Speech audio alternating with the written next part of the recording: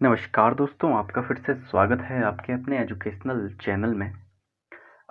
अगर आप केवी PGT biology की तैयारी कर रहे हैं तो ये वीडियो आप ही लोगों के लिए है, जिसमें हम प्रीवियस ईयर्स के क्वेश्चंस जो केवी 2018 में पूछे गए थे उनको आज हम डिस्कस करने जा रहे हैं। और ये राइट आंसर्स हैं जो केवीएस की जो ऑफिशियल आंसर की आई थी, ठीक है, उससे मिलाए गए हैं। तो चलिए शुरू करते हैं।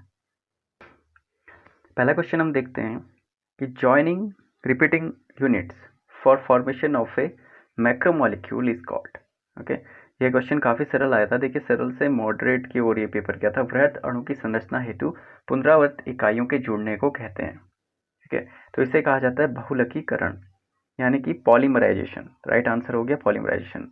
ओके, हिंदी मीडियम और इंग्लिश मीडियम दोनों के बच्चों के लिए मैं ये पढ़ा रहा हूँ। ओके, जो भी एस्पिरेंट इसकी तैयारी कर रहे हैं, तो यहाँ देखिए आप कि पॉलीमराइजेशन क्या हो गया। जैसे कि जो प्लास्टिक बनता है, ठीक है, वो भी एक पॉलीमराइजेशन का ही जो है मॉलिक्यूल है, मैक्रोमॉलिक्यूल है, जिसमें क्या होते हैं पॉलीमर यूनिट्स से डिफरेंट टाइप ऑफ पॉलीमर्स बनते हैं। ओके, अगला क्वेश्चन देखिए, from the following options identify the causal organism of the disease in human being which has symptoms like deformities and thickening of lower limbs and genital organs. Okay, विकृति तथा निचली टांगों में तथा जनांगों में सूजन जैसे लक्षण वाले रोगी के कारणात्मक रोगजनक की निम्नलिखित में से पहचान कीजिए। तो ये क्वेश्चन काफी इजी आया था। ये था वॉचेरिया बैनक्रॉफ्टी। ओके, हिंदी में हो जाएगा wuchereria bancrofti. Okay, so the right answer is first. हाथी पांव डिजीज का आपने नाम सुना होगा, ये वही डिजीज है। ऐसा फल देने वाला पादप जिसमें वाहिकी ये फूल का स्तंभ हो तथा उनका मूल तंत्र जड़ों से संबंधित तंत्र या मुसला जड़ों का हो। Okay, a plant bears fruit has a column of vascular bundle and a tap root system. The plant is an okay, क्या हो जाएगा एंजियोस्पर्म एंड डाइकोट। ये क्वेश्चन घुमा फिरा के पूछा जाता है। देखिए, आपने यहाँ देखा वेस्कुलर बंडल है इसमें और टैप रूट सिस्टम है। वेस्कुलर बंडल और टैप रूट सिस्टम होगा तो क्या हो जाएगा एंजियोस्पर्म। और यहीं पे अगर एडवेंटियस अपस्थानिक जड़ जो होती है, एडवेंटियस रूट सिस्टम अगर होता तो वहाँ पे हो जाता मोनोकॉट। ठीक है, तो ये आपको ध्यान में रखना है। हिंदी में हो जाएगा पुष्पी पादप था द्विबीज पत्री। अगला प्रश्न, निम्नलिखित में से किस उत्पाद के लिए आनुवंशिकीय अभियांत्रिकीय विकल्प उपलब्ध नहीं है। Okay, for which of the following product genetically engineered options are not available. तो यह है न्यूरॉन के लिए जो है ये अवेलेबल नहीं है। काफ़ी अच्छा एक क्वेश्चन था। ओके, कि यानी कि इसमें जेनेटिकली इंजीनियर्ड ऑप्शन नहीं है। जेनेटिकली जो भी जेनेटिक इंजीनियरिंग के द्वारा आप लोग जो है इसे नहीं इसमें कन्वर्ट कर सकते हैं। ठीक है, न्यूरॉन। अगला है select the proper sequence in the development of an embryo. Embryo के डेवलपमेंट के लिए प्रॉपर सीक्वेंस आपने देखना है। निम्नलिखित विकल्पों में से भ्रूण के विकास के जो सही क्रम है उसका चयन कीजिए। देखिए, इससे आप लोगों को लेवल पता चला होगा क्वेश्चन का क्या लेवल होता है और क्या कहाँ से क्वेश्चन पूछे जाते हैं दोस्तों। तो ये तैयारी जो करें आप, अगर आप अभी लेक्चर की भी तैयारी कर रहे हैं, एलटी की तैयारी कर रहे हैं साइंस की, और अगर आप लेक्चर बायोलॉजी की तैयारी कर रहे हैं, तो ये क्वेश्चन आपके लिए इंपॉर्टेंट है। ओके, और आप लोगों को कहना चाहूँगा कि मेरा एजुकेशनल चैनल है। अगर आप यहाँ पे एंटरटेनमेंट ढूंढने आ रहे हैं तो एंटरटेनमेंट आपको जो है केवल पढ़ाई के रूप में ही मिल पाएगा। ठीक है, तो इसलिए जब भी आप चैनल को सब्सक्राइब करें तो सोच समझ के करें, क्योंकि उसके बाद आप लेफ्ट आउट करते हैं तो उससे थोड़ा सा मेरे को फिर जो वो लगता है कि चैनल में तो कोई कमी नहीं है, क्योंकि ये चैनल जो है समर्पित है टीचर्स के लिए और स्टूडेंट्स के लिए, दोनों के लिए चैनल है। इसमें कभी एनसीईआरटी और सीबीएसई आईसीएसई के जो हैं वीडियोज़ आएंगे इसमें, या कभी जो आपको एस्पिरेंट जो भी एग्ज़ाम आने वाले हैं उनकी तैयारी मैं आप लोगों को कराता हूँ। जैसे अभी पीआरटी टीजीटी पीजीटी के एग्ज़ाम्स आने वाले हैं और आ रहे हैं, तो उसकी तैयारी हम लोग कर रहे हैं, तो उसके रिलेटेड भी वीडियोज़ आ रहे हैं। तो अगर आप टीचिंग एग्ज़ाम की तैयारी कर रहे हैं तो ये वीडियोज़ आपके लिए काफ़ी बेहतरीन होंगे। तो ये बता दूँ, मैं डेवलपमेंट ऑफ एम्ब्रियो की बात करूँ तो इसमें cleavage, morula, blastocyst, okay, trophoblast and inner cell mass. तो सबसे पहला जो आता है क्लीवेज होता है, फिर मोरुला आता है, फिर ब्लास्टोसिस्ट, ओके, फिर trophoblast and inner cell mass. Okay, mainly जो सीक्वेंस रहेगा इसका CMB करके याद कर लीजिए, क्योंकि CMB अगर आपको इतना याद रह गया तो उसके बाद आप ट्रोफोप्लास्ट और इनर सेल इजीली कर सकते हैं। ठीक है, CMB विदलन, मोरुला, ब्लास्टोसिस्ट, ट्रोफोब्लास्ट एवं आंतरिक कोशिका पुंज। Right answer is first. Next है, प्रकाश संश्लेषण के संबंध में निम्नलिखित में से कौन सा कथन सही है। ओके, कौन सा कथन सही है पूछ रहा है कि in context of photosynthesis which one of the following statement is true। Okay, so right answer है P S second precedes P S second. जी हाँ, ये आंसर एकदम सीधा साधा है कि जब भी आप पी एस फर्स्ट और पी एस सेकेंड की बात करें, ठीक है, दो सिस्टम अगर हम बनाएं, इनकी हम तैयारी भी करने वाले हैं, ठीक है, धीरे धीरे कराऊंगा, और एक सिस्टम यहाँ होता है, ठीक है, इस तरह से इसमें होता है जी, जो भी यहाँ पे जो स्ट्रक्चर बनेगा पी एस सेकेंड और पी एस फर्स्ट का। ओके, सो पी एस सेकेंड जो है हमेशा पहले आएगा पी एस फर्स्ट से, पी एस सेकेंड से ही जो है इलेक्ट्रॉन फिर ट्रांसफर होते हैं पी एस फर्स्ट में।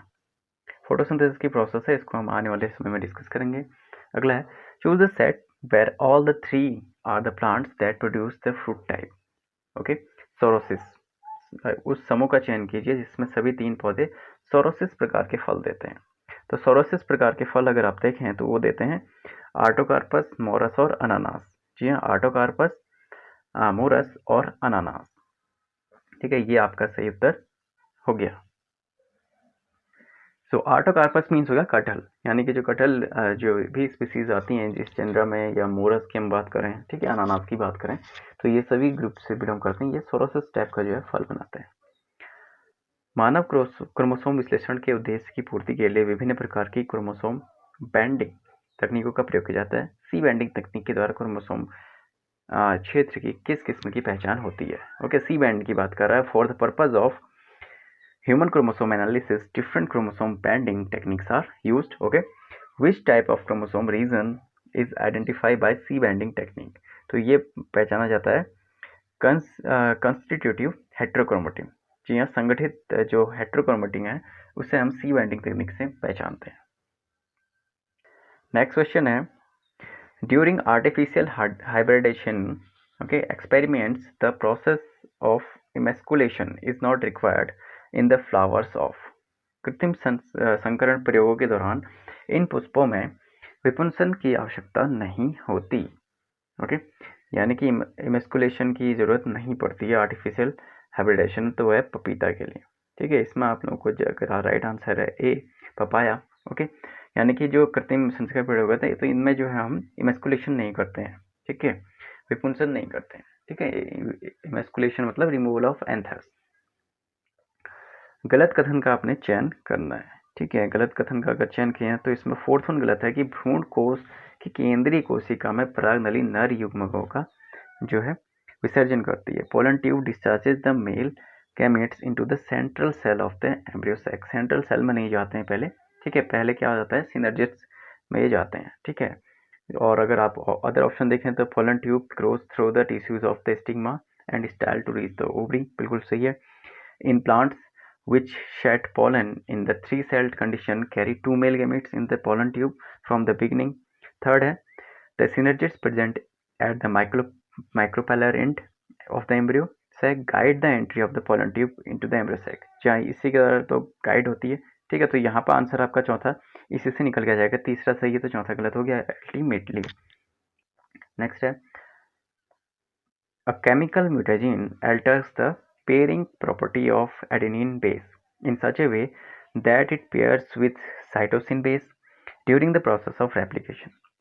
What would be the code sequence in messenger RNA by a DNA sequence with altered, okay, base for the original DNA having sequence CAGGAC?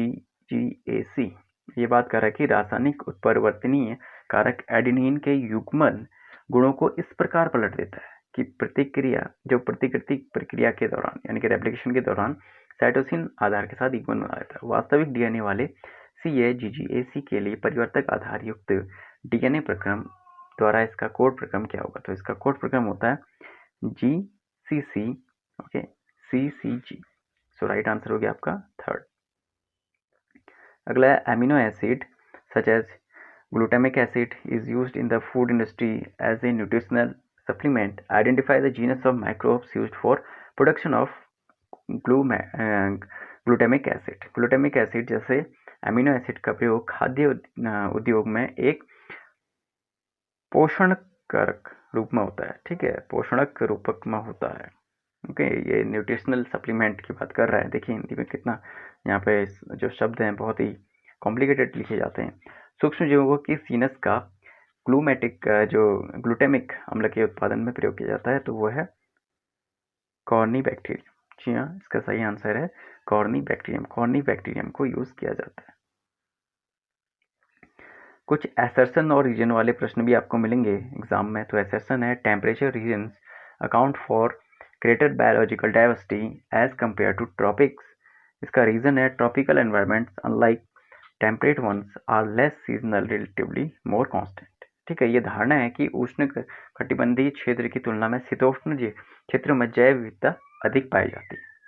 Okay, ये तो पहला ही गलत हो गया क्योंकि ट्रॉपिकल में ज़्यादा मिलती है। शीतोष्ण जलवायु के विपरीत उष्ण कटिबंधीय जलवायु कम ऋतु अनिष्ट तथा अपेक्षाकृत अधिक स्थिर है।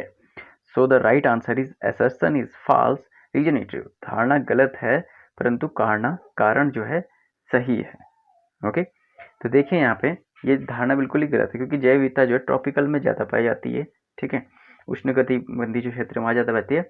ये सही है कि जो शीतोष्ण जलवायु के विपरीत उष्णकटिबंधीय जलवायु क्या है, कम ऋतुनिष्ठ होती है। वहाँ पर क्या होता है, चेंजेस बहुत कम होता है। Temperature are less seasonal relatively more constant. ठीक है, वहाँ पर मेनली आपको अधिकतर जो है वेट सीजन ही मिलता है।